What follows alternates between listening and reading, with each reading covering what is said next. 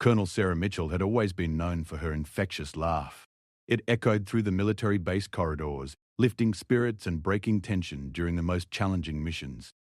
Her laughter was legendary among her troops, a sound that could turn a dreary briefing into something bearable, transform fear into courage, and make even the most hardened soldiers smile despite themselves. Sarah had climbed the ranks through sheer determination and exceptional leadership. Born in a small town in Ohio, she grew up as the daughter of a mechanic and a schoolteacher. Her parents never imagined their little girl would one day command hundreds of soldiers in one of the most dangerous regions of Afghanistan. But Sarah had always been different. Even as a child, she displayed an unusual combination of fearlessness and compassion that would later define her military career. After graduating from West Point with honors, Sarah quickly distinguished herself in various assignments. Her ability to connect with soldiers while maintaining strict discipline earned her rapid promotions. She had a gift for reading people, understanding their strengths and weaknesses and placing them in positions where they could excel. More importantly, she genuinely cared about every person under her command. The mission that would change everything began on a sweltering Tuesday morning in July. Intelligence reports indicated that a high-value target was hiding in a compound approximately 30 miles from their forward operating base. The target was believed to be coordinating attacks against coalition forces and local civilians. Sarah's unit had been tracking this individual for months, and this represented their best opportunity to capture him. Sarah gathered her team in the briefing room. The air conditioning struggled against the desert heat, and sweat beaded on everyone's foreheads despite the mechanical cooling. Maps covered every available wall space, marked with red pins indicating enemy positions and blue pins showing friendly forces. The atmosphere was tense but focused. "Listen up, everyone," Sarah began, her voice carrying the authority that comes from years of experience. "This operation requires precision and coordination. We've been planning this for weeks, and intelligence suggests our target will be at this location for only a limited window." She pointed to a detailed satellite image displayed on the large screen. The compound appeared to be a typical rural Afghan structure: high walls, several buildings, and multiple potential escape routes. What made it particularly challenging was its location in a valley surrounded by hills that could hide enemy fighters. Sergeant First Class Marcus Rodriguez, Sarah's senior non-commissioned officer, raised his hand. "Ma'am, what's our extraction plan if things go sideways?" Sarah smiled, that famous laugh beginning to bubble up. "Rodriguez, when have things ever gone completely according to plan?" The room erupted in chuckles, the tension immediately decreasing. "But seriously, we have multiple extraction points marked.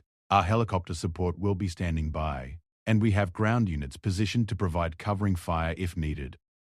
Lieutenant James Cooper, fresh from officer training and on his first deployment, looked nervous. His hands trembled slightly as he reviewed his notes. Sarah noticed his anxiety and decided to address it directly. "Cooper, you've trained for this moment for years. Trust your training, trust your team, and trust yourself. We've all been where you are right now, and I have complete confidence in your abilities."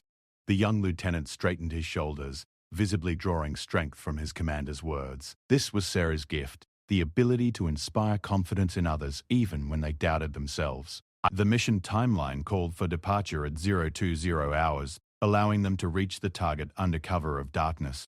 Sarah spent the remaining hours reviewing intelligence reports, checking equipment, and making personal rounds to speak with each team member. She had learned long ago that these individual conversations often revealed concerns or suggestions that might not come up in group briefings. Private Elena Vasquez, one of their best marksmen, expressed concern about civilian casualties. The intelligence reports were unclear about whether non-combatants might be present in the compound. "Ma'am, what if there are kids in there?" Elena asked, her voice barely above a whisper. Sarah placed a reassuring hand on the young soldier's shoulder. "Elena, that's exactly the kind of thinking that makes you an excellent soldier. We'll proceed with extreme caution, use non-lethal methods whenever possible, and ensure civilian safety is our top priority. Your concern for innocent lives is why I trust you with that rifle." Elena nodded, her confidence restored. These moments reminded Sarah why she loved leading soldiers. Despite the danger and uncertainty of military life, the people she commanded consistently demonstrated remarkable courage and compassion. As departure time approached, Sarah conducted her final equipment check. Her gear included standard combat equipment plus specialized communication devices that would keep her connected to headquarters throughout the operation. She double-checked her weapon, ammunition, and protective equipment. Experience had taught her that attention to detail during preparation often meant the difference between success and failure in the field. The convoy departed exactly on schedule. 3 armored vehicles carried the assault team, while additional support units followed predetermined routes to establish perimeter security. Sarah rode in the lead vehicle with Rodriguez and Cooper, maintaining radio contact with all elements of the operation. The journey through the Afghan countryside was eerily quiet. Moonlight cast long shadows across the rocky terrain, creating an almost surreal landscape. Sarah had made this journey many times before, but tonight felt different. She couldn't shake a nagging feeling that something was wrong, though she couldn't identify any specific threat. "Rodriguez, what's your assessment of the intelligence we received?" she asked quietly. The experienced sergeant considered the question carefully before responding. "Ma'am, everything looks solid on paper, but you know how quickly things can change out here. My gut says we need to be ready for surprises." Sarah nodded. Rodriguez's instincts had proven reliable countless times in the past. She made a mental note to proceed with extra caution once they reached the objective area. As they approached the target location, Sarah ordered the convoy to halt at a predetermined rally point approximately 2 miles from the compound. This would allow the team to conduct final preparations and coordinate their approach on foot. The element of surprise was crucial to the mission's success. Sarah gathered her team leaders for a final coordination meeting. Using a red-filtered flashlight to preserve their night vision, she reviewed the assault plan one more time. Each team had specific objectives and responsibilities, with multiple contingency plans depending on what they encountered. "Remember, our primary goal is to capture the target alive if possible," she emphasized. "Intelligence gathering is just as important as neutralizing the threat. We need information about his network and future plans." The approach to the compound required careful movement across open ground. Sarah's team used well-practiced techniques to advance while remaining undetected. They moved in short bounds, with each soldier covering others as they advanced from one position to another. Everything proceeded according to plan until they were within 50 meters of the compound walls. That's when Sarah's world exploded. The improvised explosive device had been carefully concealed along one of their approach routes. Intelligence had not detected it, and their route reconnaissance had somehow missed it. When Sarah stepped on the pressure plate, the device detonated with devastating force. The explosion threw Sarah several feet through the air. She landed hard on the rocky ground, her ears ringing and vision blurred. Through the confusion, she could hear Rodriguez shouting orders, coordinating the team's response to the attack. Other voices called for medical assistance and established defensive positions. Sarah tried to stand, but immediately collapsed. Something was terribly wrong with her left leg. Looking down, she saw blood spreading across her uniform. The pain hadn't registered yet. Shock and adrenaline were masking the full extent of her injuries. "Ma'am, stay down!" Rodriguez appeared at her side, already applying a tourniquet to stop the bleeding. "Medic! We need medical assistance up here now." Hospital corpsman Second Class Jennifer Park reached Sarah within seconds. Despite the ongoing danger and confusion, Park immediately began assessing Sarah's injuries with professional calm. Her hands moved quickly and efficiently, checking vital signs and applying emergency medical care. "Colonel, can you hear me clearly?" Park asked while working. Sarah nodded, though speaking required tremendous effort. The pain was beginning to break through the initial shock, and it was unlike anything she had ever experienced. Sharp, burning sensation shot through her leg with every heartbeat. "We need to get her out of here," Park announced to Rodriguez. "She's losing blood fast, and I can't properly treat these injuries in the field." Rodriguez immediately called for emergency extraction. The helicopter crews had been standing by for exactly this type of situation, but reaching Sarah's location would be challenging given the enemy activity in the area. While waiting for medical evacuation, Sarah's team continued the mission. Despite their concern for their wounded commander, they maintained their professionalism and focus. Rodriguez assumed tactical command, coordinating with Cooper and the other team leaders to adapt their plan to the new circumstances. "Ma'am, we're going to complete this mission," Rodriguez told Sarah as Park continued treating her injuries. "But first, we're getting you home safely." Through her pain and medication-induced haze, Sarah felt immense pride in her soldiers.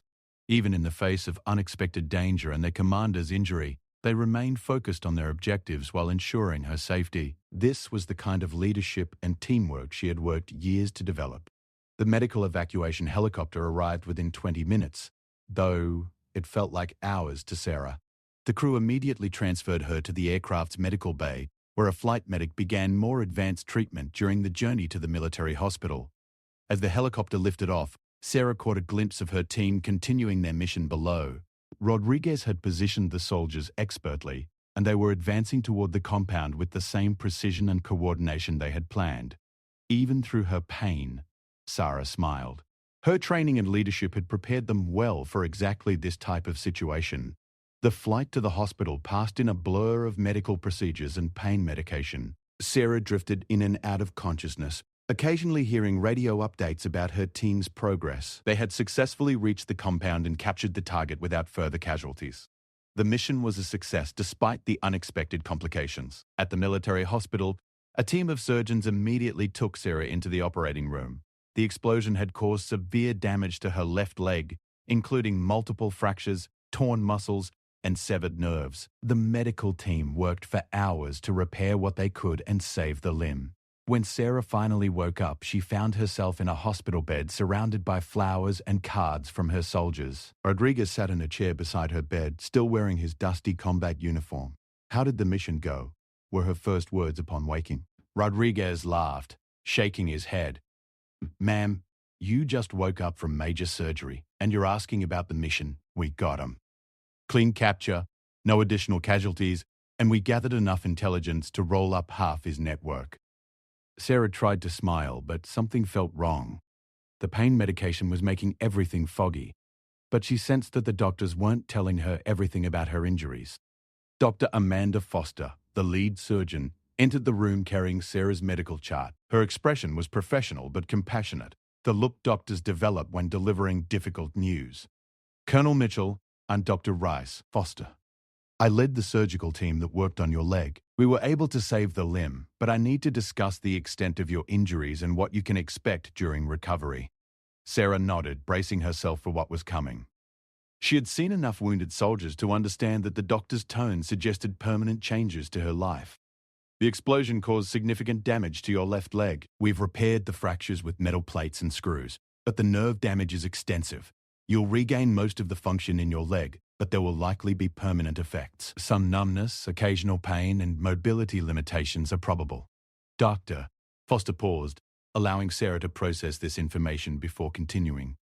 "We're optimistic about your recovery, but it will require extensive physical therapy and rehabilitation. The good news is that you should be able to return to active duty, though possibly in a different capacity." Sarah absorbed this news quietly.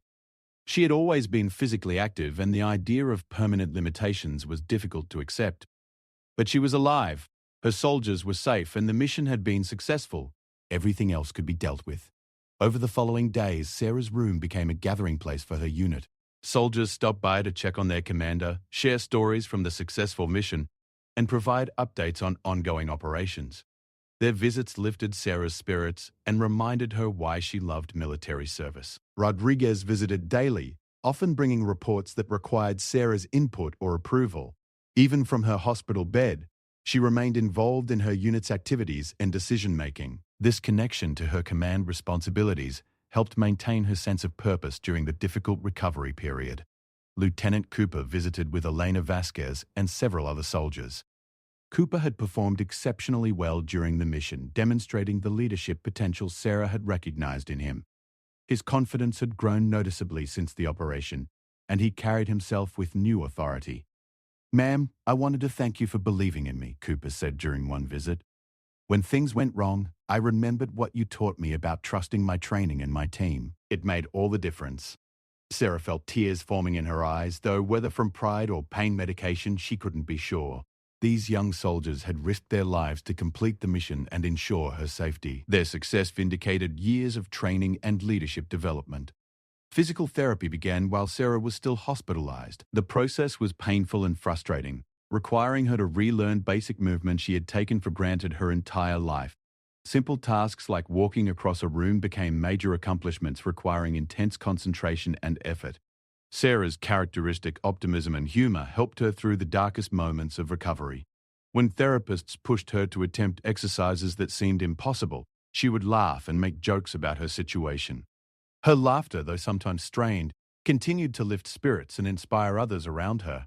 I used to complain about morning physical training, she told her physical therapist during a particularly challenging session. Now I'd give anything to do jumping jacks with my soldiers again. The therapist, impressed by Sarah's determination and positive attitude, pushed her harder than most patients could handle.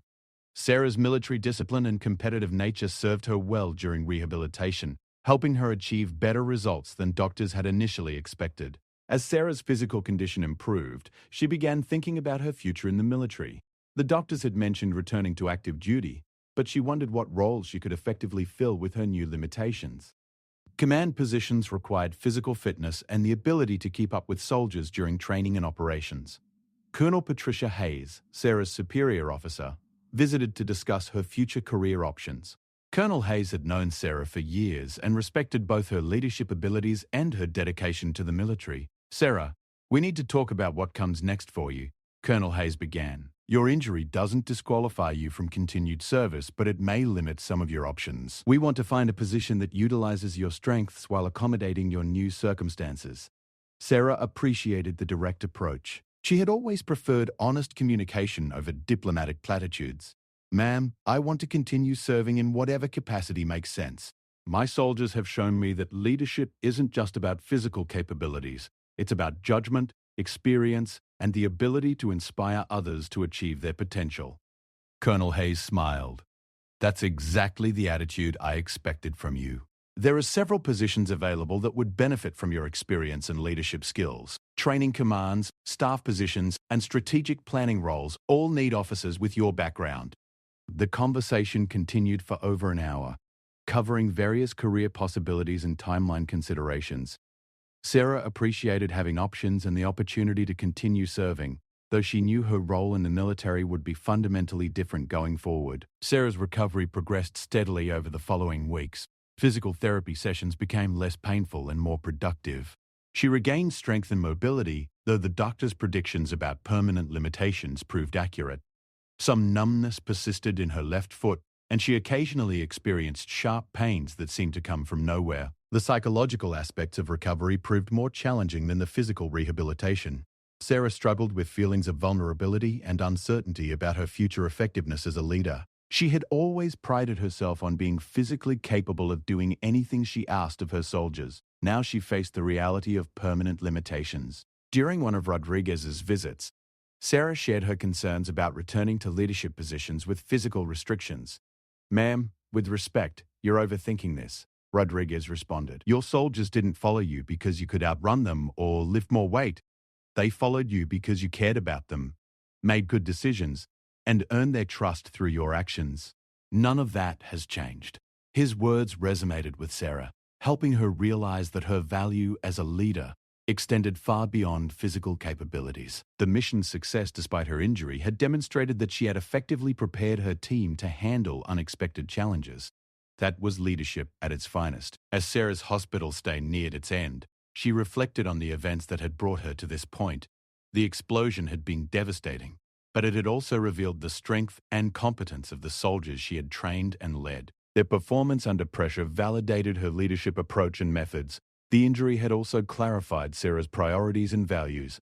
Military service remained important to her, but she now understood that her contribution could take many different forms.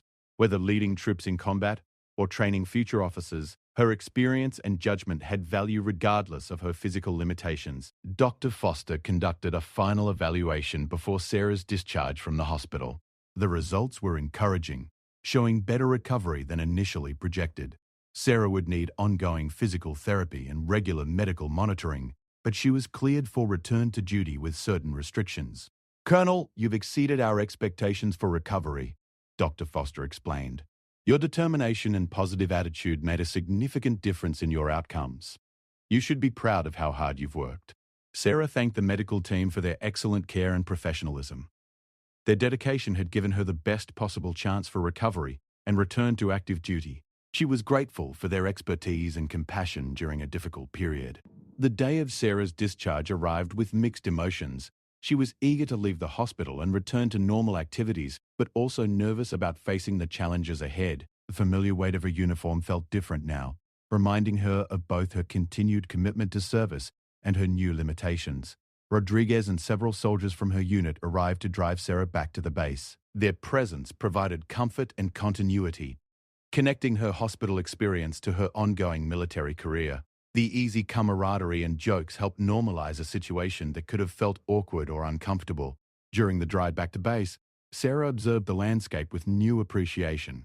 The same roads and buildings she had seen countless times before looked different now. Her perspective had been permanently altered by her experience, making her more aware of life's unpredictability and the importance of appreciating each day.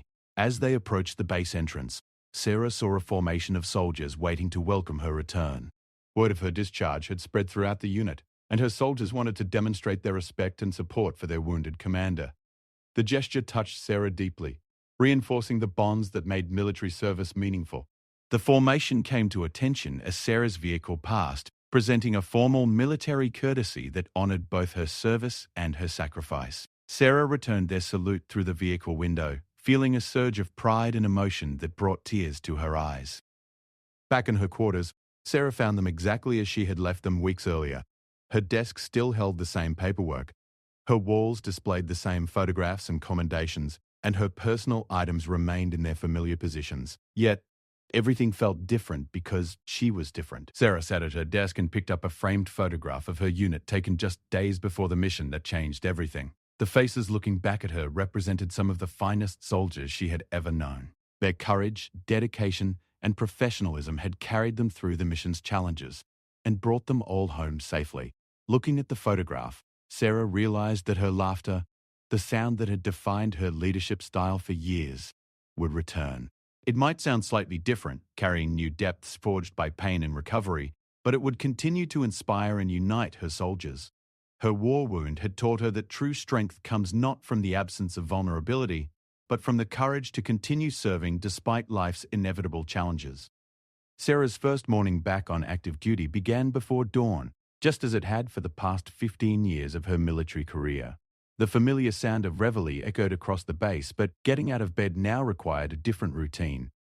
She needed extra time to work through the stiffness in her left leg and prepare for the physical demands of the day ahead.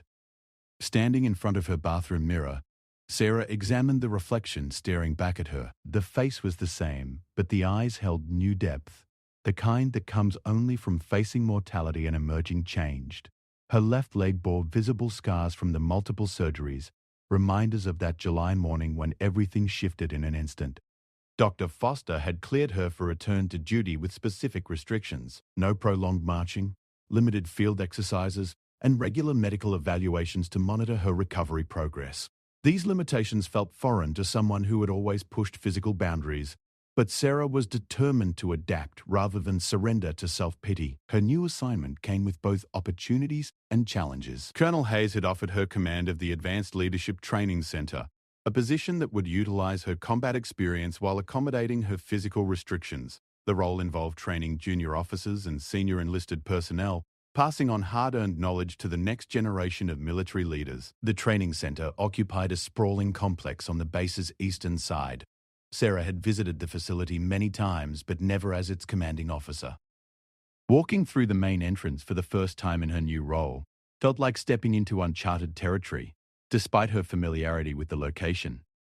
Major Robert Kim, the outgoing commander, greeted Sarah in the center's main conference room. Major Kim had been temporarily filling the position while Sarah recovered, and his briefing would be crucial for understanding current operations and ongoing challenges. "Ma'am, welcome to the Advanced Leadership Training Center," Major Kim began formally. "I've prepared detailed briefings on all current programs, personnel assignments, and upcoming training cycles." Sarah appreciated his thoroughness but wanted to establish a more relaxed atmosphere. "Major Kim, I've read your reports, and they're excellent. What I really need is your honest assessment of what works well here and what needs improvement." Major Kim relaxed visibly, shifting from formal briefing mode to genuine conversation. "Ma'am, we have outstanding instructors and motivated students, but some of our training scenarios haven't been updated to reflect current operational realities. Many of our case studies are based on conflicts from 5 or 10 years ago. This observation aligned with Sarah's initial thoughts about modernizing military training. Her recent combat experience provided valuable insights into contemporary challenges that could enhance the center's curriculum and effectiveness. What would you recommend as our top priorities? Sarah asked. Integration of recent lessons learned, updated scenario-based training, and expanded emphasis on adaptive leadership under stress. Major Kim responded without hesitation. Your experience would be invaluable in all these areas. Sarah spent her first week conducting detailed assessments of the training center's operations. She attended classes, observed training exercises, and interviewed both instructors and students. Her goal was to understand the current state before implementing any changes. The center trained approximately 200 students per cycle, ranging from newly promoted lieutenants to senior sergeants preparing for increased responsibilities. Class sizes varied depending on the specific program, but most courses lasted between 4 and 8 weeks. During her observations, Sarah noticed that many training scenarios relied heavily on theoretical situations rather than real-world experiences. While academic knowledge was important, she believed students would benefit from exposure to actual case studies and practical applications. One particularly memorable observation involved a leadership ethics class taught by Captain Michael Torres. The students were engaged and asked thoughtful questions, but the discussion remained somewhat abstract. Sarah saw an opportunity to enhance the learning experience with concrete examples. After the class, Sarah approached Captain Torres to discuss her observations and suggestions. "Captain, your presentation was excellent, and the students were clearly engaged. Have you considered incorporating specific examples from recent operations to illustrate the ethical dilemmas you're discussing?" Captain Torres seemed intrigued by the suggestion. "Ma'am, I've thought about that, but I wasn't sure how much operational detail would be appropriate for this type of training." Sarah understood his concern. Balancing operational security with educational value required careful consideration. However, her experience suggested that sanitized real-world examples could provide powerful learning opportunities without compromising sensitive information. "Why don't we work together to develop some case studies based on actual situations?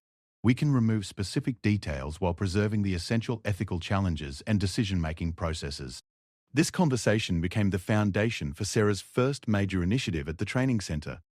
Over the following weeks, she worked with instructors to develop updated curricula that incorporated contemporary challenges and real-world applications. The process required extensive collaboration with various departments and agencies to ensure appropriate handling of classified information. Sarah's reputation and relationships throughout the military community facilitated these discussions and helped expedite necessary approvals. Master Sergeant Lisa Chen, the center's senior enlisted advisor, proved invaluable during this transition period. Her institutional knowledge and relationships with the instructional staff helped Sarah navigate complex organizational dynamics and implement changes smoothly. "Ma'am, the instructors are excited about these updates," Master Sergeant Chen reported during one of their weekly meetings. They've been wanting to incorporate more contemporary examples, but they needed leadership support to make it happen. Sarah appreciated Chen's honest feedback and relied on her insights to gauge staff morale and identify potential issues before they became problems. This partnership exemplified the kind of collaboration between officers and enlisted personnel that Sarah had always valued. As the updated curricula took shape, Sarah began developing plans for a new capstone exercise that would test students' leadership abilities under realistic stress conditions. The exercise would simulate complex operational scenarios requiring quick decision-making, resource management, and team coordination. The planning process revealed one of Sarah's new challenges as a leader with physical limitations. Traditional military exercises often involved extensive time in field conditions, physical demands that her injury made difficult or impossible. She needed to find ways to contribute meaningfully while working within her new constraints. Sarah's solution involved leveraging technology and simulation capabilities to create challenging scenarios without requiring extensive physical participation. Advanced computer simulations, virtual reality systems, and remote monitoring capabilities enabled her to design exercises that tested leadership skills without compromising realism. Working with Lieutenant Colonel Jennifer Walsh, the center's operations officer, Sarah developed a comprehensive training scenario based on a composite of actual missions. The exercise would challenge students to manage multiple competing priorities while dealing with unexpected complications and resource limitations. "Ma'am, This scenario is more complex than anything we've attempted before, Lieutenant Colonel Walsh observed during one planning session. Are you confident our students can handle this level of challenge? Sarah smiled, her famous laugh beginning to return as she regained confidence in her new role.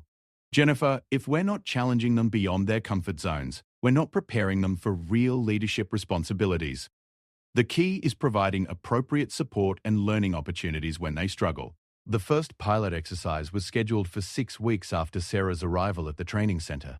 This timeline allowed for thorough preparation, instructor training, and system testing to ensure smooth execution. During the preparation period, Sarah faced her first significant personal challenge since returning to duty.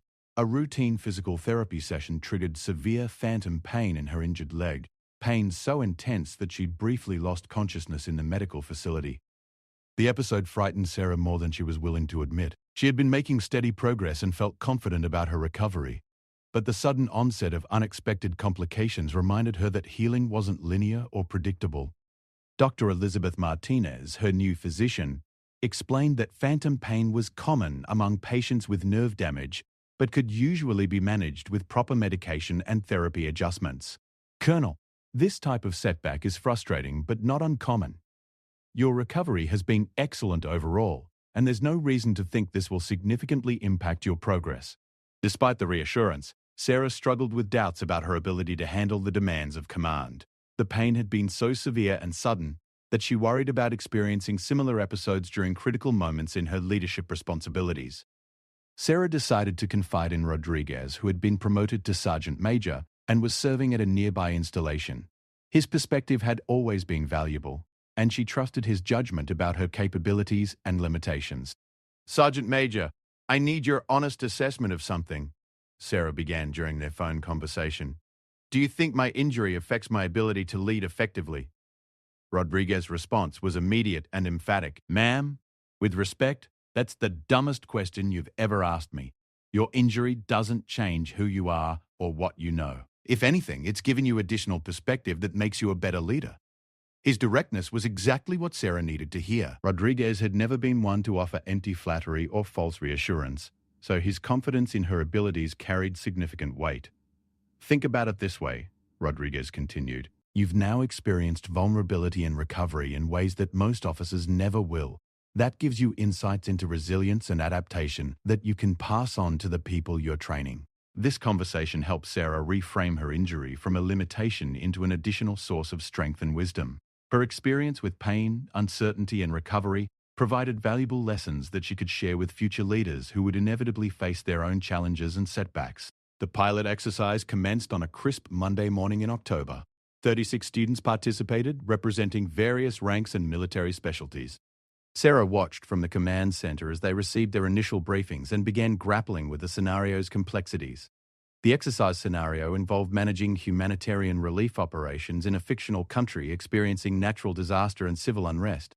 Students had to coordinate multiple agencies, manage limited resources, and adapt to changing conditions while maintaining operational security and personnel safety. Within the first few hours, several teams encountered significant challenges that tested their problem-solving abilities and leadership skills. Sarah observed their responses carefully, taking notes about individual performance and group dynamics that would inform future training improvements. One team, led by Captain Ashley Brooks, demonstrated exceptional collaboration and innovative thinking when their primary communication systems failed.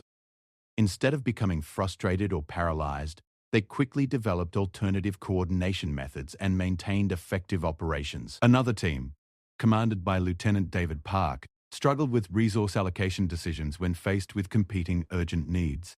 The scenario required difficult choices between immediate humanitarian assistance and long-term operational sustainability. Sarah found these observations fascinating from both educational and personal perspectives. Watching these emerging leaders grapple with complex challenges reminded her of her own developmental experiences and the mentors who had shaped her career. As the exercise progressed, Sarah noticed that her presence in the command center had an unexpected effect on the students. Several participants mentioned afterward that knowing she was observing their performance motivated them to push harder and think more creatively. Ma'am, it was intimidating but also inspiring to know you were watching, Captain Brooks shared during the post-exercise debriefing. Your reputation and experience made us want to prove ourselves worthy of your attention. Sarah realized that her injury had not diminished her influence as a leader. If anything, it had enhanced her credibility. Students respected her even more, knowing that she had faced serious challenges and emerged stronger and wiser. The exercise concluded with comprehensive after-action reviews that examined both successful decisions and missed opportunities. Sarah led these sessions, drawing on her combat experience to provide context and insights that purely academic discussions couldn't offer. Captain Park, talk me through your decision-making process when you had to choose between immediate medical assistance and establishing sustainable supply lines, Sarah requested during one debrief. Captain Park explained his reasoning, acknowledging that the decision had been extremely difficult and that he remained uncertain about whether he had made the right choice. Sarah nodded approvingly. Captain, the fact that you recognize the complexity and difficulty of that decision shows excellent judgment. In real operations, leaders rarely have perfect information or clearly correct answers. What matters is making the best decision possible with available information and adapting as situations change. These teaching moments represented exactly what Sarah had hoped to achieve in her new role. Her combat experience and personal challenges provided valuable perspectives that could help develop more thoughtful and resilient leaders. The success of the pilot exercise led to requests for Sarah to brief senior leaders about the training center's new approaches and capabilities. Colonel Hayes scheduled a presentation for the regional command staff, an opportunity that both excited and concerned Sarah. Presenting to senior leaders was nothing new for Sarah, but her first major briefing since her injury felt like a significant test of her continued effectiveness. She spent hours preparing, ensuring that her presentation was thorough, professional, and compelling. The briefing took place in the main conference room at regional headquarters. Sarah arrived early to test the audio-visual equipment and review her notes one final time. Her left leg ached slightly, a reminder of the physical challenges she continued to face. But her confidence in the material overshadowed any discomfort. General Patricia Williams, the regional commander, opened the session with introductory remarks about the importance of leadership development and the command's commitment to training excellence. Sarah appreciated the general's emphasis on continuous improvement and innovation. Colonel Mitchell, please brief us on the Advanced Leadership Training Center's new initiatives and their potential applications across our command. General Williams requested. Sarah stood and moved to the front of the room, her slight limp barely noticeable, but serving as a subtle reminder of her journey. Her voice was strong and confident as she began presenting the training center's developments and achievements. General Williams, distinguished guests, I'm here to share our progress in developing contemporary leadership training that prepares our people for the complex challenges they'll face in current and future operations. The presentation covered the updated curricula, enhanced simulation capabilities, and innovative assessment methods that had been implemented since Sarah's arrival. She provided specific examples of student performance improvements and positive feedback from graduates now serving in operational assignments. During the question and answer session, Brigadier General Robert Chen asked about the sustainability of these improvements given resource constraints and competing priorities throughout the command. Sarah's response demonstrated both her practical understanding of military realities and her commitment to efficient training methods. Sir, these improvements actually reduce long-term costs by producing more capable leaders who require less remedial training and make fewer costly mistakes in operational environments. The briefing concluded with General Williams commending Sarah's work and authorizing expansion of the training center's new approaches to other installations throughout the region. This recognition validated Sarah's belief that her injury had not ended her career, but had instead opened new opportunities for meaningful contribution. After the briefing, several senior officers approached Sarah privately to discuss their own training challenges and seek her advice. These conversations reinforced her growing reputation as an innovative leader who could adapt traditional approaches to meet contemporary needs. Colonel David Thompson, commander of a nearby training installation, expressed particular interest in Sarah's simulation-based exercises and their potential applications for his programs. Sarah, what you've accomplished at the training center is exactly what we need throughout our training enterprise. Would you be willing to consult on similar implementations at other facilities? Sarah agreed enthusiastically, seeing this as an opportunity to multiply her impact and help improve leadership development across the military. Her experience and innovations could benefit far more people than just those who attended her training center directly. The success of Sarah's briefing and the subsequent request for consultation marked a turning point in her recovery and career development. She had successfully transitioned from combat leader to institutional leader, finding new ways to serve and contribute despite her physical limitations. That evening, Sarah called her parents to share news of her professional successes. Her mother, Mary Mitchell, had worried constantly about Sarah's future after the injury and was relieved to hear about these positive developments. "Honey, we're so proud of how you've handled everything," her mother said, emotion evident in her voice. "Your father and I always knew you were strong, but watching you overcome this challenge has been inspiring." Sarah's father, Tom Mitchell, took the phone to add his own congratulations. "Sarah, you've shown that setbacks don't have to be endings. You've turned a difficult situation into an opportunity to help others, and that's the kind of person we raised you to be." These conversations with family reminded Sarah of the support network that had sustained her through the darkest periods of her recovery. Military service often required sacrifice and separation from loved ones, but their unwavering support had been crucial to her resilience and determination. As Sarah prepared for bed that night, she reflected on the journey that had brought her to this point. The explosion that had nearly ended her career had instead catalyzed a transformation that made her more effective as a leader and teacher than she had ever been before. Her laughter was returning, but it carried new depth and authenticity forged through pain and recovery. The sound that had once simply lifted spirits now also conveyed wisdom earned through adversity and the strength that comes from facing life's worst challenges and emerging intact. Sarah's war wound had indeed spoken louder than words, but its message was not one of limitation or defeat. Instead, it testified to the resilience of the human spirit and the possibility of finding new purpose and meaning even after devastating setbacks. Her journey was far from over, and the best chapters of her story were yet to be written. 2 years had passed since Sarah's return to duty, and the Advanced Leadership Training Center had become the premier facility of its kind within the military. Her innovative approaches had been adopted across multiple installations, and requests for her consultation services continued to grow. What had begun as a personal journey of recovery had evolved into a transformation of military leadership education. Sarah's morning routine now included a brief walk around the training center's perimeter, a practice she had developed to manage her ongoing recovery while staying connected to the facility's daily operations. The walk took approximately 20 minutes and allowed her to observe training activities, interact with students and staff, and maintain the physical activity that remained crucial for her leg's continued improvement. During one of these morning walks, Sarah encountered a group of students from the current leadership course struggling with a practical exercise. They were attempting to devise a solution to a simulated logistics crisis, but their discussion had become heated and unproductive. Second Lieutenant Maria Santos, one of the youngest students in the program, noticed Sarah approaching and called the group to attention. Sarah had developed a reputation for informal mentoring during these encounters, and students often sought her insights on both professional and personal challenges. "At ease, everyone," Sarah said with a warm smile. "What seems to be the challenge here?" Lieutenant Santos explained that they were working through a scenario involving supply line disruptions in a hostile environment.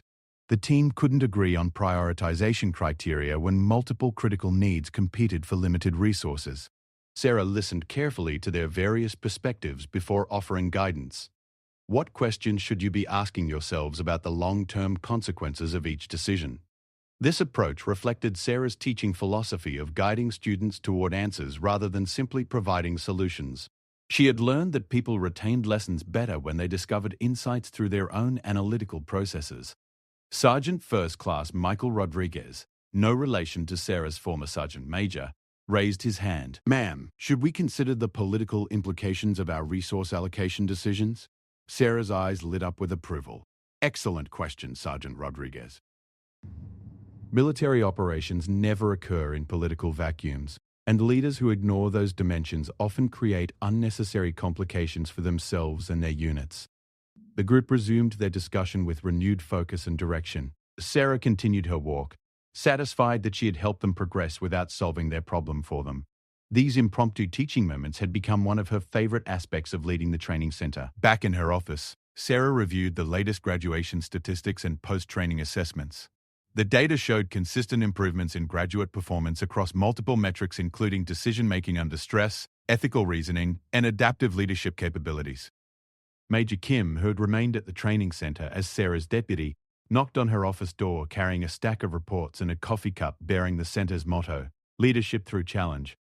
"Ma'am, I have the latest feedback from operational units that have received our graduates," Major Kim reported. "The comments are overwhelmingly positive, and several commanders have specifically requested additional graduates from our programs." Sarah reviewed the feedback with growing satisfaction. Comments praised graduates' ability to handle unexpected challenges, their ethical decision-making frameworks, and their capacity to maintain unit cohesion during difficult circumstances. One report from Colonel Martinez at Fort Braxton particularly stood out. "The 3 officers we received from the Advanced Leadership Training Center have exceeded all expectations. They demonstrate exceptional judgment under pressure and have already made significant contributions to our operational readiness." These external validations confirmed that Sarah's approach was producing measurable improvements in leadership capability throughout the military. More importantly, it meant that her experience and insights were having a meaningful impact on people she would never meet, in situations she would never know about. Sarah's success at the training center had attracted attention from the Pentagon, where senior leaders were seeking innovative approaches to leadership development across all military branches. General Patricia Williams had recommended Sarah for a position on a joint task force examining leadership education and development. The invitation arrived by secure email on a Tuesday morning, formally requesting Sarah's participation in a 6-month assignment to the Joint Staff Leadership Development Working Group. The position would involve analyzing current training programs, identifying best practices, and developing recommendations for service-wide implementation. Sarah read the invitation twice before fully processing its implications. This assignment represented recognition at the highest levels of military leadership and an opportunity to influence training programs throughout the entire military establishment. However, accepting the position would require temporarily leaving the training center and relocating to the Pentagon area. Sarah had developed deep connections to her current role and felt responsible for continuing the improvements she had initiated. She decided to seek advice from Colonel Hayes, who had become both a mentor and friend during Sarah's recovery and career transition. Colonel Hayes had always provided honest counsel and understood both Sarah's capabilities and aspirations. Their meeting took place at the Base Officers Club during a quiet weekday lunch hour. Sarah explained the Pentagon opportunity and her conflicted feelings about potentially leaving her current position. "Sarah, this is exactly the kind of recognition your work deserves," Colonel Hayes began. "But I understand your attachment to what you've built at the training center." What concerns you most about taking the assignment? Sarah considered the question carefully before responding. "Ma'am, I'm worried about leaving before the changes are fully institutionalized.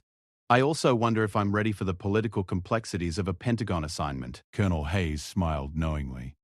"Sarah, those concerns tell me you're exactly the right person for this job. Leaders who worry about their impact and preparation are usually better prepared than those who don't question themselves." The conversation continued for over an hour, covering various aspects of the opportunity and Sarah's career development. Colonel Hayes shared insights from her own Pentagon experience and offered perspective on the potential long-term benefits of the assignment. "Consider this," Colonel Hayes concluded. "Your innovations at the training center have proven their value. The question now is whether you want to influence one facility or the entire military's approach to leadership development." That evening, Sarah called Sergeant Major Rodriguez to discuss the opportunity and seek his perspective. Despite his new assignment, they had maintained regular contact, and his judgment remained valuable to her decision-making process. "Ma'am, congratulations on being selected for such an important assignment," Rodriguez began. "This is recognition that your work has made a real difference." Sarah shared her concerns about leaving the training center and taking on responsibilities that were significantly different from her current role. Rodriguez listened patiently before offering his characteristic direct feedback. "Ma'am, you've always told us that military service is about making the greatest possible contribution. This assignment gives you a chance to multiply your impact exponentially. The training center will survive and thrive because you've built something sustainable." His words resonated with Sarah's own understanding of military service and professional responsibility. She had always encouraged her soldiers to accept challenging assignments that stretched their capabilities and increased their potential for meaningful contribution. After several days of consideration and consultation with family and mentors, Sarah decided to accept the Pentagon assignment. She would spend the next few weeks preparing for transition and ensuring that the training center's programs would continue effectively in her absence. Major Kim would serve as acting commander during Sarah's deployment, with Master Sergeant Chen providing continuity for day-to-day operations. Sarah spent considerable time documenting processes, relationships, and ongoing initiatives to facilitate smooth leadership transition. The announcement of Sarah's new assignment generated significant interest throughout the base and broader military community. Her reputation had grown substantially since her return to duty, and many people saw her selection for the Pentagon position as well-deserved recognition. Lieutenant Colonel Walsh organized a farewell ceremony that brought together current students, graduates, and colleagues from across the region. The event highlighted Sarah's contributions to leadership development and celebrated the training center's achievements under her command. During the ceremony, several speakers shared stories about Sarah's impact on their professional development and the broader military community. Captain Torres, now a major and instructor at another facility, described how Sarah's mentoring had transformed his approach to teaching and leadership. "Colonel Mitchell didn't just improve our training programs," Major Torres explained to the assembled audience. "She showed us how to turn personal challenges into sources of strength and wisdom that we could share with others." General Williams delivered the keynote address, placing Sarah's work in the broader context of military leadership development and institutional improvement. "Colonel Mitchell exemplifies the kind of adaptive leadership our military needs," General Williams stated. "She took a devastating personal setback and transformed it into an opportunity to serve at an even higher level. Her innovations at the training center will influence leaders throughout our organization for years to come." Sarah's response to these tributes was characteristically humble and forward-looking. She thanked everyone for their support and emphasized that the training center's success resulted from team effort rather than individual achievement. "What we've accomplished here demonstrates that military service offers multiple pathways for meaningful contribution," Sarah told the audience. "Physical limitations or personal setbacks don't disqualify anyone from serving with honor and making a difference." The week before Sarah's departure for Washington, she received an unexpected visitor. Elena Vasquez, now a sergeant and serving with a special operations unit, requested a meeting to discuss her career development and express gratitude for Sarah's early mentorship. Elena had excelled in her military career, earning commendations for performance in multiple deployments and developing a reputation as an exceptional soldier and leader. Her success validated Sarah's early recognition of her potential and investment in her development. "Ma'am, I wanted to thank you for believing in me when I was just a scared private who wasn't sure she belonged in the military," Elena shared during their meeting. "Your confidence in my abilities helped me discover capabilities I didn't know I had." Sarah felt immense pride hearing about Elena's achievements and contributions. These individual success stories reminded her that leadership development was ultimately about people, helping them discover their potential and providing opportunities for growth and contribution. "Elena, your success is the result of your own hard work and dedication," Sarah replied. "I simply recognized what was already there and provided some encouragement along the way." They discussed Elena's future aspirations and the challenges she faced as a rising leader in the special operations community. Sarah offered advice about career planning, professional development, and maintaining balance between military service and personal well-being. Sarah's final day at the training center was bittersweet. She conducted final meetings with key staff members, reviewed transition documents, and walked through the facilities that had become her professional home. Each building and training area held memories of challenges overcome and successes achieved. The staff had prepared a surprise farewell lunch in the main conference room, complete with a photo montage documenting Sarah's time at the facility. The images showed her working with students, leading staff meetings, and participating in various training exercises despite her physical limitations. Master Sergeant Chen presented Sarah with a custom plaque commemorating her service at the training center. The inscription read, "Colonel Sarah Mitchell, leader, innovator, inspiration. Your legacy lives in every leader we develop." Sarah's emotional response surprised everyone, including herself. The tears in her eyes reflected both gratitude for the relationships she had built and sadness about leaving an assignment that had been deeply fulfilling. "You've all taught me as much as I've taught anyone," Sarah told the assembled group. "This facility will always hold a special place in my heart because it's where I learned that setbacks can become comebacks and limitations can become sources of innovation." The journey to Washington took Sarah through familiar countryside but toward an uncertain future. The Pentagon assignment represented both an honor and a challenge, requiring her to operate at levels of government and military hierarchy she had never experienced. Sarah's apartment in Arlington provided a comfortable base for her new assignment, while keeping her commute to the Pentagon manageable. The building's accessibility features accommodated her mobility needs, and the location offered easy access to medical facilities for her ongoing care. Her first day at the Pentagon began with an orientation briefing by Colonel James Harrison, the Joint Staff Leadership Development Working Group's director. Colonel Harrison outlined the group's mission, current projects, and Sarah's expected contributions. "Sarah, your reputation precedes you," Colonel Harrison began. "We've heard excellent things about your work at the training center, and we're excited to have your perspectives on leadership development challenges." The working group included representatives from all military branches, civilian agencies, and academic institutions. Sarah's role involved analyzing current training programs, identifying successful innovations, and developing recommendations for broader implementation. Sarah's first major project involved conducting a comprehensive assessment of leadership development programs across all military services. The scope was enormous, requiring coordination with dozens of installations and analysis of massive amounts of data. The project team included Dr. Jennifer Park, a civilian expert in organizational psychology, and Commander Lisa Thompson from the Navy's leadership development community.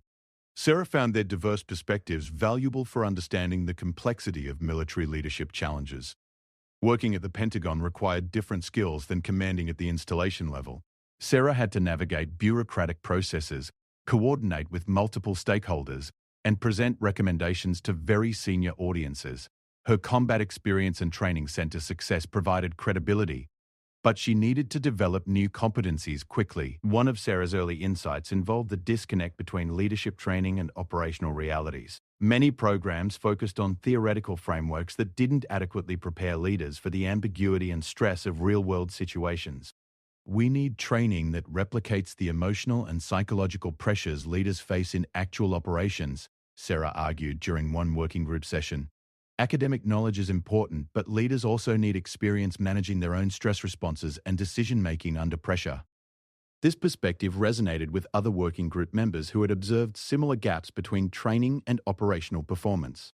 Sarah's recommendations began incorporating stress inoculation training and realistic scenario-based exercises. 3 months into her Pentagon assignment, Sarah received news that would test her own stress management and adaptability. Her father had suffered a serious heart attack and was hospitalized in intensive care back in Ohio. The call came from her mother during a working group meeting. Sarah excused herself to take the call, immediately recognizing the urgency in her mother's voice. "Sarah, your father collapsed this morning. The doctors say it was a major heart attack and they're not sure." Her mother's voice trailed off, unable to complete the sentence.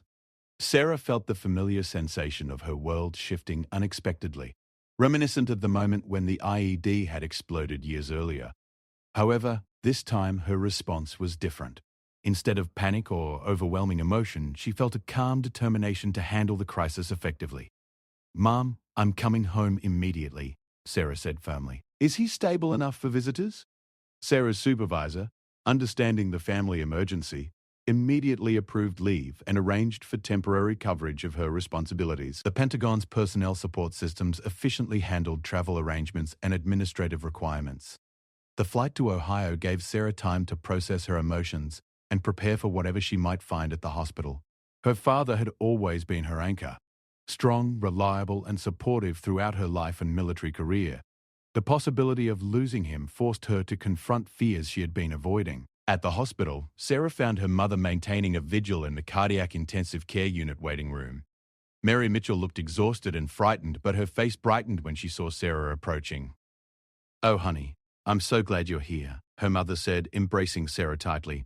"The doctors say the next 24 hours are critical." Sarah spent the next several days dividing time between the hospital and supporting her mother. Her father remained unconscious for 3 days, connected to various machines that monitored and supported his vital functions. During these long hours of waiting, Sarah reflected on the parallels between her current situation and her own recovery period. She remembered the uncertainty, fear, and gradual hope that had characterized her journey back to health and purpose. When her father finally regained consciousness, his first words were typical of his character. "Sarah, you didn't need to come all this way just because of a little heart trouble." Sarah laughed, the same infectious laugh that had defined her leadership style for years. "Dad, I came because I love you and wanted to make sure you're following doctor's orders." Over the following week, as her father's condition stabilized and improved, Sarah realized how much her own experience with injury and recovery had prepared her to handle this family crisis. She was able to ask informed questions, understand medical explanations, and provide emotional support based on her personal journey. The cardiologist, Dr. Michael Foster, explained that Tom Mitchell's recovery would require significant lifestyle changes and ongoing medical monitoring. The heart attack had caused substantial damage, but with proper care and rehabilitation, he could expect to live many more years. Sarah worked with her parents to understand the rehabilitation requirements and arrange necessary support systems. Her military experience with logistics and planning proved valuable for organizing medical appointments, medication schedules, and lifestyle modifications.